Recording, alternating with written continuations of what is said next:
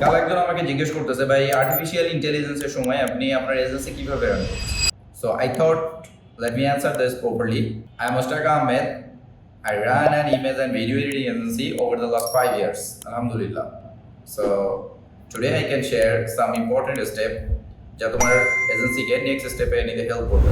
Step 1, now the situation টাইমে AI টুলসকে ব্যবহার করা, রাইট প্লেসে রাইট সিচুয়েশন ইউজ করে ক্লায়েন্টের ওয়ার্কফ্লোকে 3x ফাস্টার করা, ভেরি ইম্পর্টেন্ট।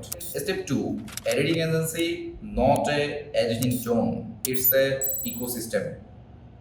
দ্যাট মিনস এখানে এজেন্সিতে ক্লায়েন্টের ওয়ার্কফ্লো, পিডিএফ, ক্লায়েন্টের ডেলিভারি টাইম, এমপ্লয়ি ম্যানেজমেন্ট সহ আরও নানা দিক তোমাকে খেয়াল রাখবে। স্টেপ 3, এজেন্সিতে কাজের ওয়ার্কফ্লো ঠিক থাকতে হবে, বিকজ যে কোনো এজেন্সিতে ক্লায়েন্ট ইজ অক্সিজেন। তো আমিও শুরুতে অনেকগুলো মিস্টেক করেছি, তো now the time I will fix this.